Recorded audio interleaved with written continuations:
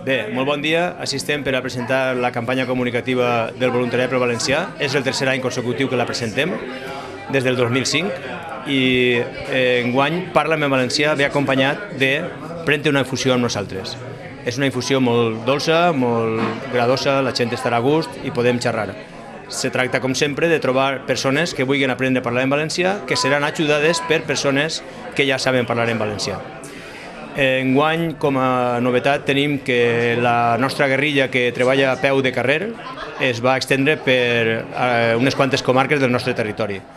També tenim una proposta nova, que és el voluntariat online, per allà on hi hagi voluntariat possible en la localitat corresponent, puguem connectar-nos via internet amb una connexió de veu que puguem fer en una de les plataformes.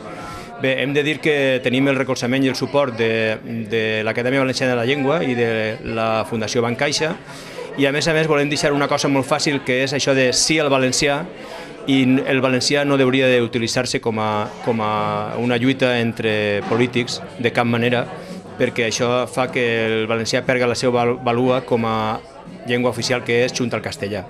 A més, hem de veure, i ho hem notat, que en diferents ajuntaments, i indistintament del color polític, el voluntariat tira endavant. Tenim el 40% d'ajuntaments del govern del Partit Popular que duen endavant la proposta del voluntariat. Tenim el 30% d'ajuntaments que són del Partit Socialista del País Valencià i un altre 30% que són del Bloc, d'Esquerra Unida o independents, que també el tiren endavant. Però, com veureu, no deu de tindre color polític i nosaltres estem en això.